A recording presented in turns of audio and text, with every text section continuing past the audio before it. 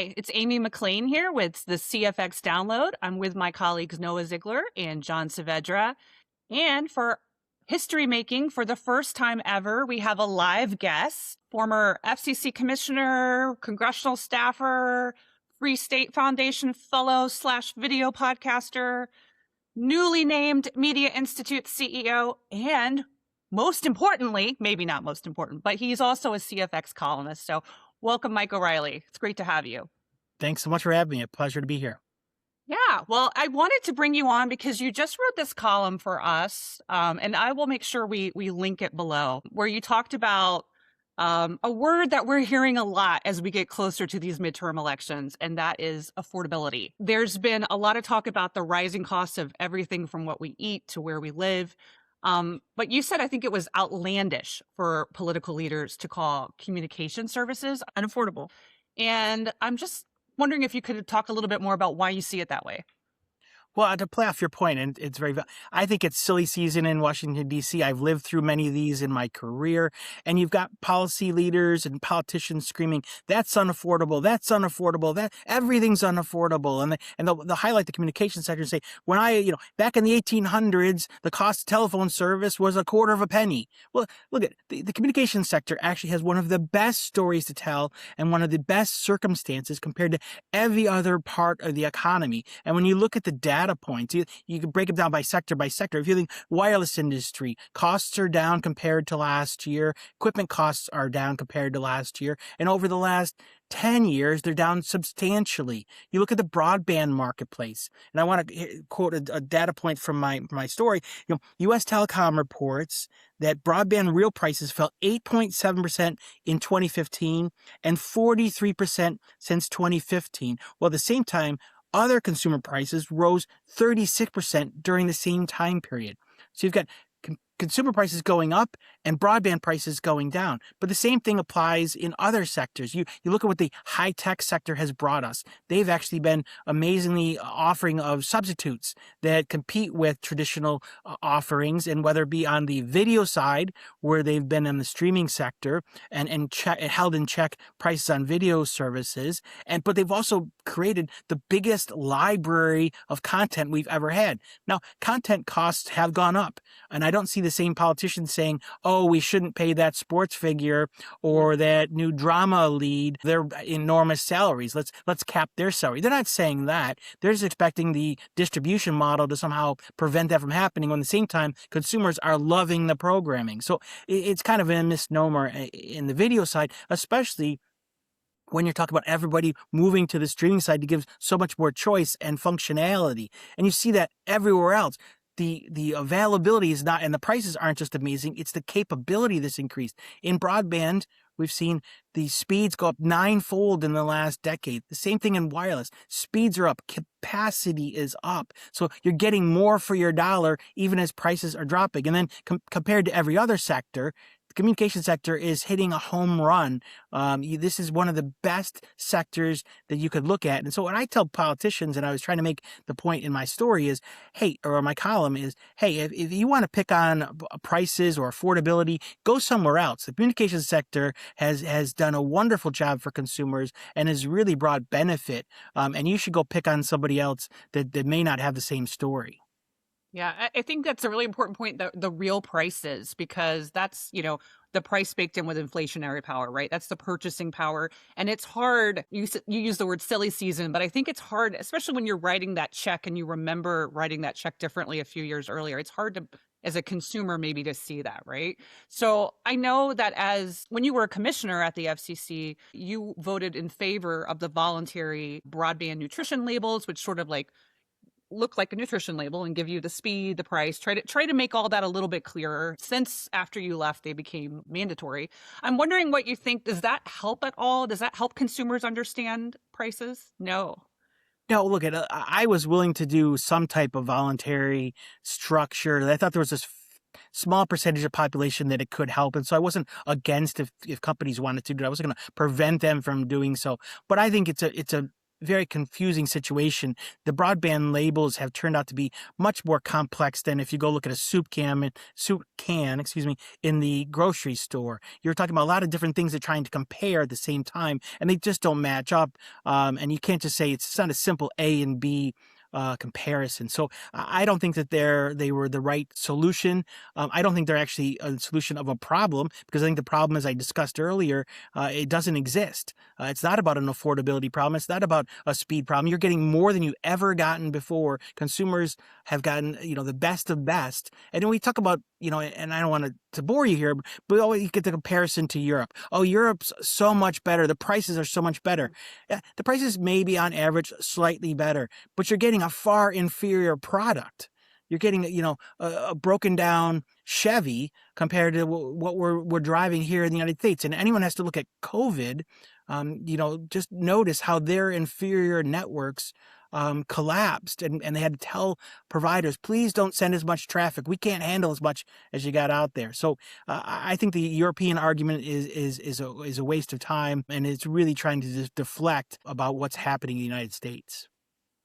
Well, Noah, I know you were covering the FCC's open meeting for February, and affordability was a word that was definitely mentioned a few times, right? Indeed, it was. And Lifeline was one of the primary topics at the FCC's open meeting this week. And it continued Chairman Carr's focus on the program after he wrote a blog last month that addressed it focused on the level of fraud and improper payments in states that had opted out of Lifeline's federal verification process. And now the FCC voted to seek comment on potential reforms to the program, including measures, including collecting full Social Security numbers from applicants, and whether the FCC should continue to let opt-out states use their own verification processes, among several other things. But, while Carr and Commissioner Trusty voted in favor for it, Anna Gomez was hesitant. She thinks the proposed rulemaking goes as far as undermining what Lifeline seeks to accomplish. And I'm curious to hear your take on Lifeline, the possible changes, and what adjustments you think could be valuable to making sure that the program is able to have a long-term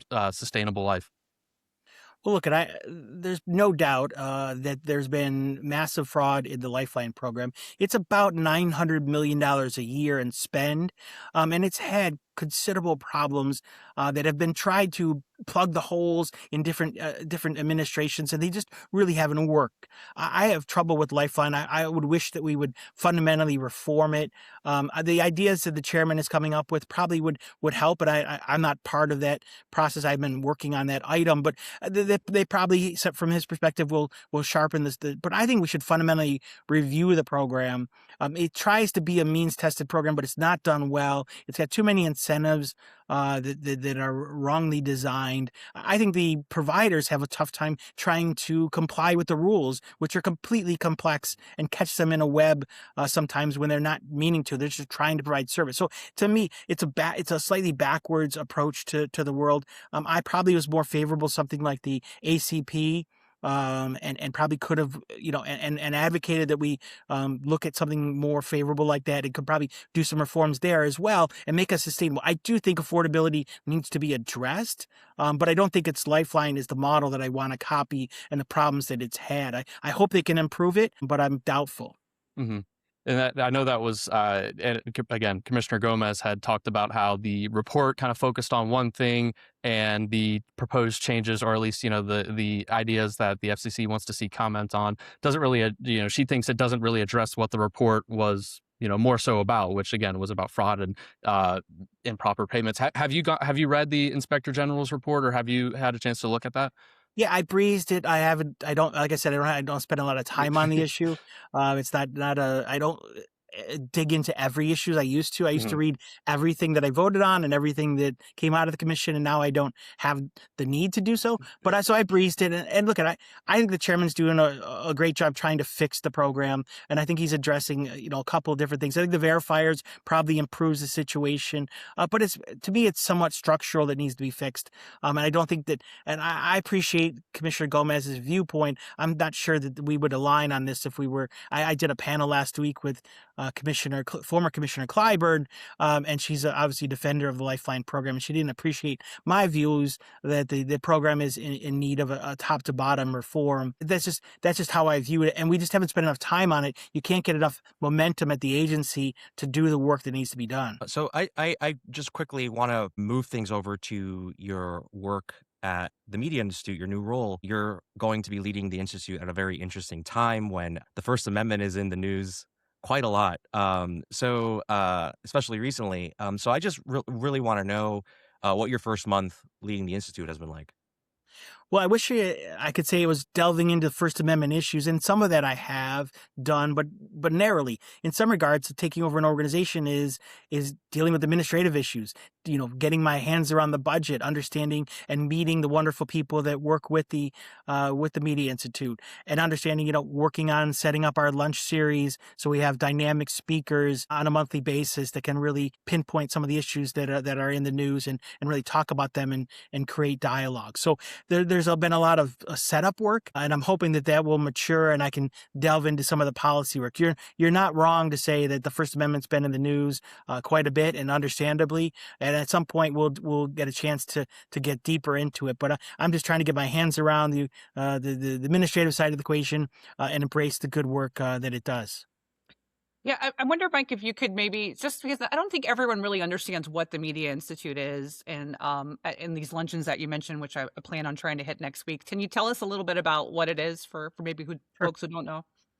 So the Media Institute serves as a convening organization. It has monthly lunches, 80-year of dynamic speakers to challenge different viewpoints on First Amendment issues or other things that may be in the world. It could be things that come from the private sector, come from government officials, we've had pollsters in the past. So really interesting people to talk about issues. And we convene them to be able to dialogue amongst telecom industry, communications industry, personnel, FCC staff, FTC staff come, and we really have an interesting conversation at the lunch series. We also hold an annual gala to award those that have been really engaged in First Amendment issues, and have a wonderful evening, but also really recognize what the year has been on First Amendment issues and what really has been challenging in last year and so forth.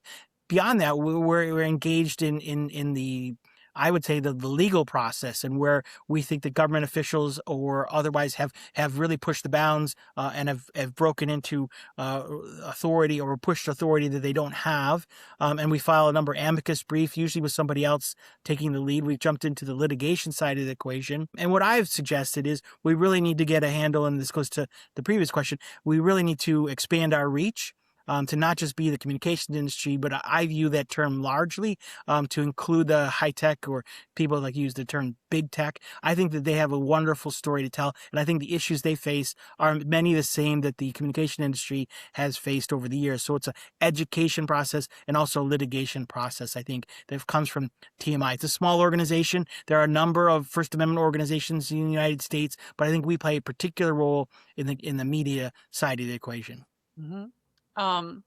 Well, great. Well, we've covered everything except maybe some of the fun out there that the communications sector provides. So sometimes we like to close with just talking a little bit about what we're all binging on TV. And I'm dying to know, Mike, what's got your attention these days? I wish I'd say binging. Binging's the wrong word. I am completely fascinated and captivated by The Pit, a Noah Wiley show on HBO Max. I binged the first season, sometime last year. Absolutely loved it. And now I'm watching every show, and I'm not binging. You can only get it one at a time on Thursday night. So I usually on Friday or today I'll be able to catch up what happened last night. So that is kind of my every episode ends and I'm like, oh, where's the next one?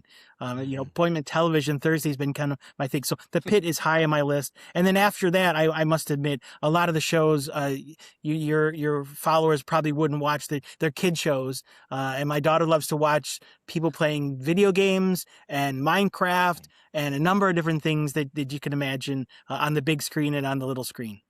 Oh, wow. I remember Flamingo. Have you heard of a man named Flamingo? Because that voice is forever. My kids are a bit older. Flamingo. Oh, that No, was. but we just got out of the Blippi stage. If you ever had to deal with Blippi or Mr. Beast and the money, and a couple other characters that have made a gazillion dollars, God bless them. Yeah. I think we have the subject for our next episode, which Yeah. is you telling us about Flamingo. I just want to do a whole episode, Flamingo. That's it. That's the He topic. plays Roblox. That's what I can I tell you. spent a lot of time on kids programming, kids television programming. So if you ever want to delve into that, let me know. John, I know you're watching The Pit, I think. What else has got Oh, your. I am so locked in on HBO right now between The Pit. You're absolutely right. The Pit's incredible. I'm also watching Industry, also incredible. It's a little underrated. I think this year it's finally getting its flowers, and I'm seeing it a lot more on social media, people talking about it. And then obviously A Night of the Seven Kingdoms, because I'm a huge Game of Thrones fan. But I have to say, HBO is on like an all-time run right now between January and February. They're putting out amazing shows like they're going out of business, kind of like I think it's kind of crazy. I don't that think they they're going put- out of business. I think they're doing just No, they're fine. not. No, they're not. They're just moving that way. Like the shows are on clearance. They're putting out all the best stuff in January, which I think is kind of amazing and such a gift to TV viewers like me who just love all three of those shows so much. So I've been having a great time just catching up on all that stuff.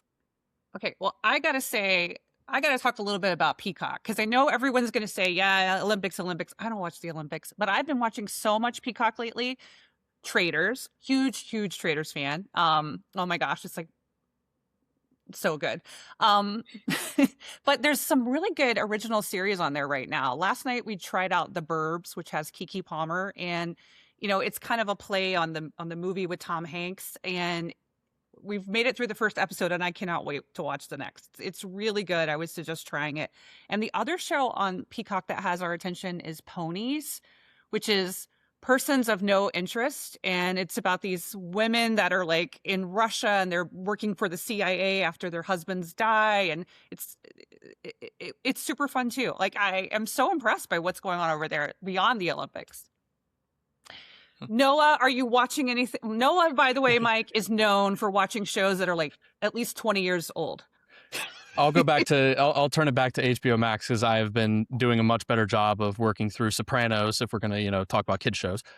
So working through Sopranos right now, but special, coming up on Wednesday, this upcoming Wednesday is the beginning of Survivor 50. So I will be locked in, speaking of appointment TV, every Wednesday night, I'll be watching, and it should be a really fun season. And you mentioned Mr. Beast. He's apparently set to make appearance, or maybe multiple appearances. Who knows? But it should be a pretty fun season, and it's hard to believe 50 seasons of that show. And I'm a fairly new fan of that. But yeah, Survivor and Sopranos, which I think go kind of hand in hand with each other. Okay. Great choices. I throw in a plug for The Lincoln Lawyer if you haven't. And I wish I could give you any comments about the Game of Thrones, but I've never seen an episode. Those are my kids were young, and so I have no understanding of the references.